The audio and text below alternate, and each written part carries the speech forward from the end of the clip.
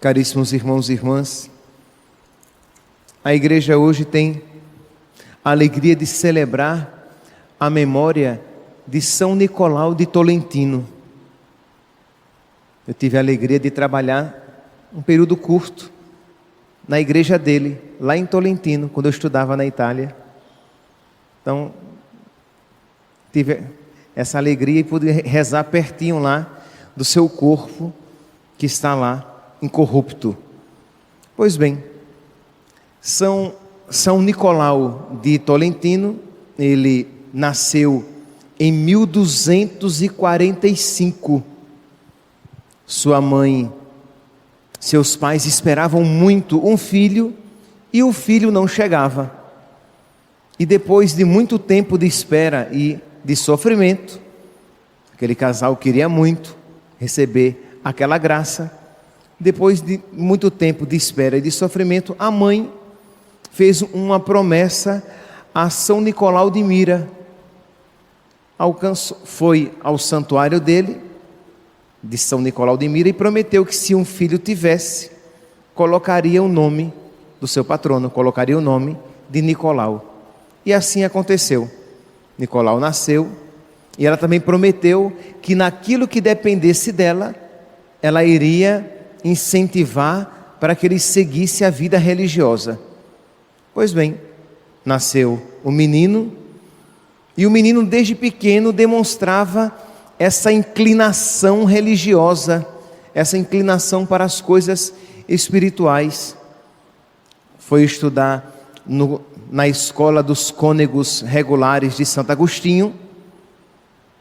São Nicolau é agostiniano, né?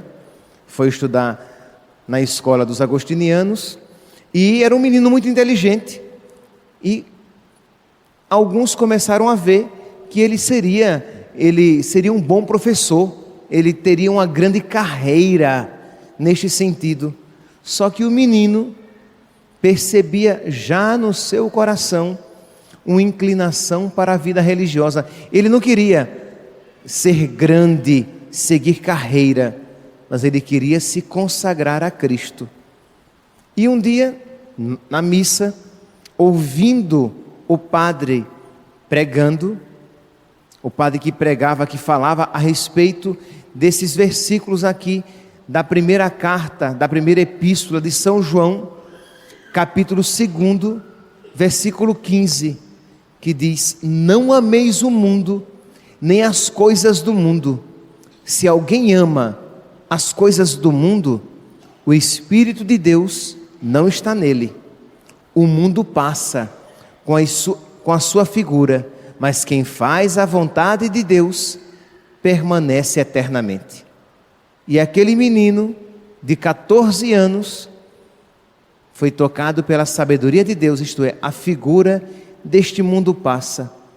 Eu não devo amar as coisas do mundo, eu devo amar a Deus. E o menino com 14 anos pediu para ser acolhido na casa dos agostinianos, foi acolhido. Era um menino especial, virtuoso, penitente, caridoso, que com 17 anos lhe foi permitido fazer os votos perpétuos. Com 17 anos, falei 17? Que entrou com 14, com 17 fez os votos perpétuos e com 24 anos foi ordenado padre. Então era uma vocação especial. Foi crescendo em piedade, em amor a Nosso Senhor, e tinha uma profunda vida de oração. E é claro, meus santos, que o diabo, mais do que nós, o diabo sabe o poder da vida de oração. Isto é, aquele menino orante era muito penitente, né? Aqui não vou entrar em detalhes das várias e firmes penitências a que ele se submetia. Era um rapaz tão penitente, de uma vida de caridade tão grande, de tanta oração, que os superiores faziam assim, pegavam e o levavam para passar um período em uma casa religiosa dos agostinianos, depois em outra, depois em outra, depois em outra, para que pela presença dele e exemplo, os outros se estimulassem à vida de oração, penitência e caridade. Então vocês veem que era de verdade já um santo em vida. Pois bem, mas aqui eu gostaria de tocar de um modo particular na vida de oração de São Nicolau. Ele que tinha embates com o diabo, ele sofria fisicamente, ele apanhava fisicamente. Quando ele se colocava em oração, o diabo imitava barulho de animais, derrubava coisas, fazia com que sopros entrassem na sua cela para distraí-lo da oração. Porque, meus santos, repito, mais do que nós, o diabo sabe o poder que tem a oração. Então, o que ele puder fazer para distrair e dissuadir você da vida de oração, ele fará. Por isso que, mesmo cansado, mesmo cansada, mesmo percebendo frieza e secura no seu coração, não abandone a vida de oração.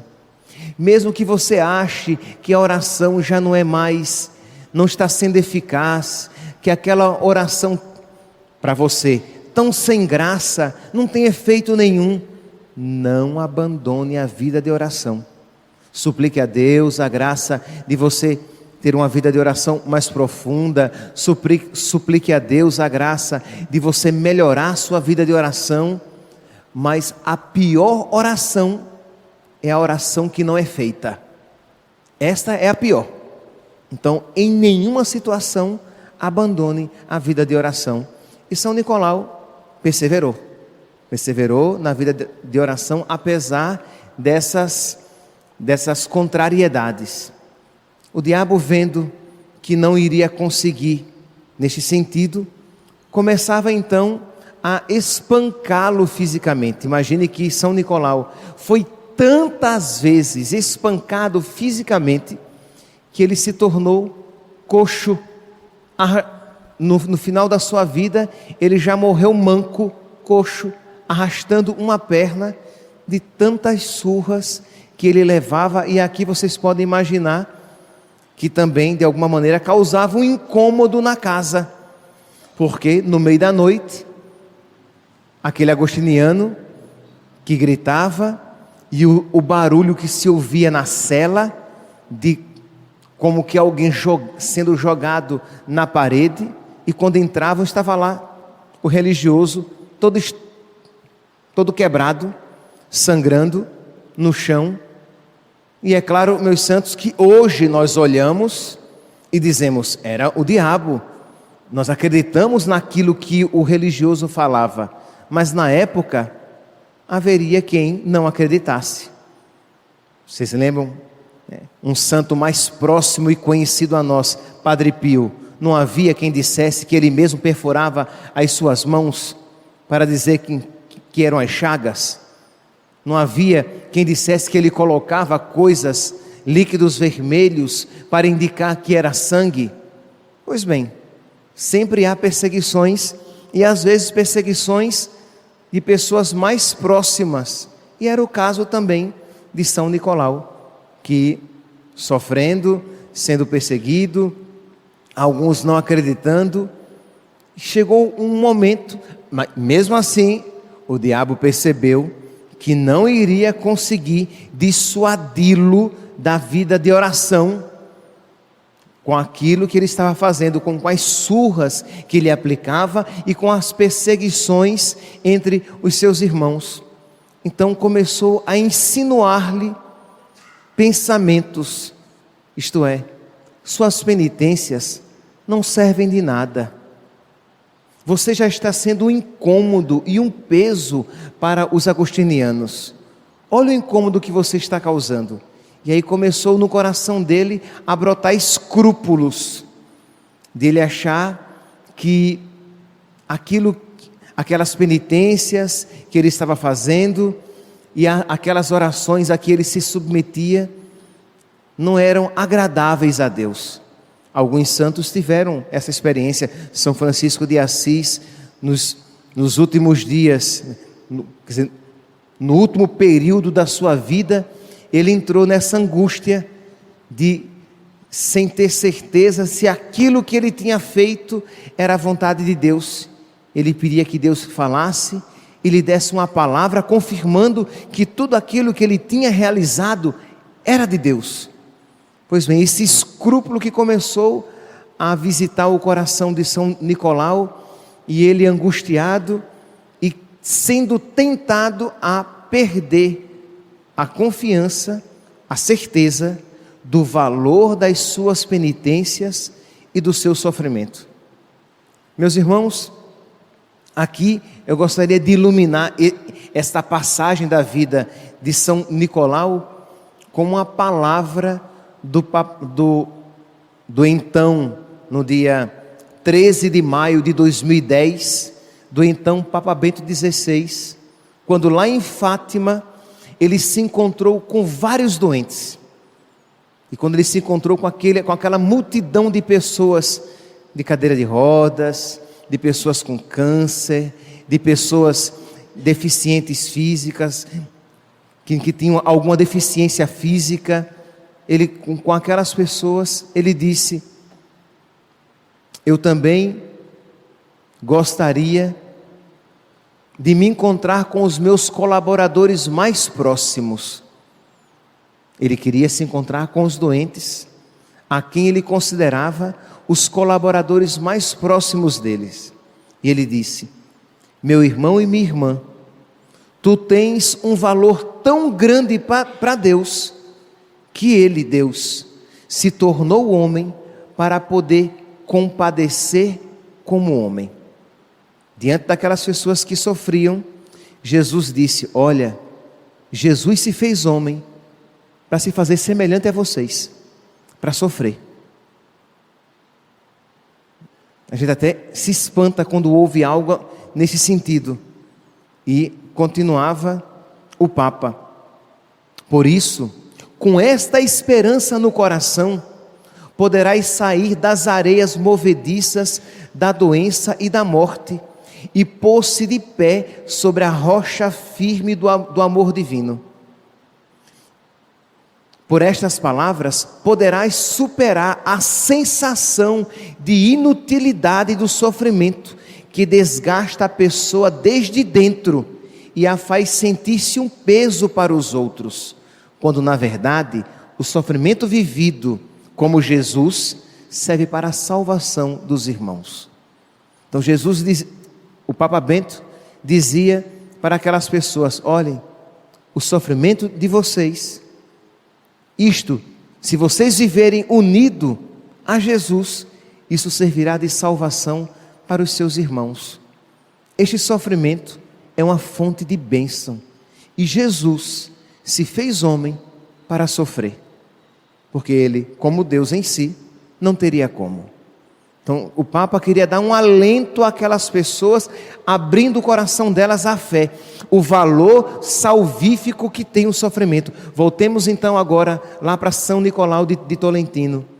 Ele começou a se questionar se ele era uma bênção ou um peso para a sua comunidade, ele sofrendo daquele jeito naquela casa. E Jesus lhe vem em socorro para mostrar que as penitências dele eram agradáveis a ele, a Deus, e de que o sofrimento dele era a fonte de salvação para muitas pessoas. Meus irmãos, diante disso, isso se descortina um novo mundo, uma nova postura para nós, nas nossas dificuldades, nos nossos problemas, nos nossos sofrimentos. Ao invés de nós nos lamentarmos, ao invés de nós abrirmos os nossos ouvidos para ouvir os conselhos do inimigo que diz que aquele sofrimento não tem sentido nenhum, que aquele sofrimento é puramente sofrimento, que aquele sofrimento é puramente dor. E os santos nos ensinam que aqueles sofrimentos, os sofrimentos reais, cada um aqui com o seu, quando nós nos unimos a Jesus, eles se tornam fonte de bênçãos para os nossos. Então, os pais que sofrem e oferecem pela salvação dos seus filhos. Os filhos que sofrem e oferecem pela salvação dos seus pais. Ou fazem muito mais, porque Deus é generoso e Deus aceita os pequenos presentes que nós lhe oferecemos e nos recompensa infinitamente aquilo que nós sofremos e oferecemos pelos nossos pais, pelos nossos irmãos, pelos nossos amigos, pelos nossos conhecidos, pelos sacerdotes, pelos pecadores do mundo inteiro. Não foi isso que Nossa Senhora lá em Fátima disse aos pastorzinhos? Que muitas almas se perdem, porque não há quem por elas faça penitência. Ora, meus santos, os sofrimentos que nos visitam são as penitências que Deus nos concede. É claro que nós podemos generosamente oferecer-lhe outras penitências. É claro que nós podemos, com generosidade, oferecer a Deus outros atos de penitência. Mas já aqueles que nos visitam, nós podemos oferecer e dizer: Senhor, enquanto eles durarem, se esses sofrimentos têm um tempo determinado, enquanto eles durarem, eu quero vivê-los unidos a Ti, contigo na cruz. Se eles vão durar para sempre, eu quero vivê-los unidos a Ti na cruz. E eu te peço, Senhor, que da mesma maneira que os Teus sofrimentos foram salvação para o mundo inteiro, porque por suas chagas nós somos curados, que os meus sofrimentos, unidos aos teus, sejam causa de salvação para tantos e para mim também. Esta confiança, meus santos, que nada que nós oferecemos a Deus é perdido, de que nada, nenhum ato de caridade, nenhuma pequena penitência, nem oração alguma, se nós oferecermos com fé, oferecermos a Deus, sempre haverá um valor salvífico naquilo, e de um modo particular e especial, os nossos sofrimentos. Pois bem, São Nicolau de Tolentino passou os últimos dias da sua vida com muito sofrimento, quando veio a falecer no dia 10 de setembro, não se sabe com precisão o ano, mas entre 1305 a 1310, quando ele faleceu, com fama de santidade, foi sepultado, e 40 anos depois, quando abriram seu sepulcro, seu corpo estava intacto. Cortaram-lhe o braço e jorrou sangue abundante, e suas relíquias mortais continuam até hoje lá, na Basílica de São Nicolau de Tolentino. Peçamos, meus santos, peçamos hoje a Deus, por intercessão de Nossa Senhora e de São Nicolau de Tolentino, que nos alcance a graça de nós crermos com fé católica, de nós crermos com fé inspirada pelo ensinamento e pelo exemplo dos santos, no valor da oração, da penitência e da caridade, por pequeninas que sejam, mas do valor salvífico, quando tudo isso nós unimos à oração de Jesus, ao sofrimento de Jesus, ao amor de Jesus. Louvado seja nosso Senhor Jesus Cristo.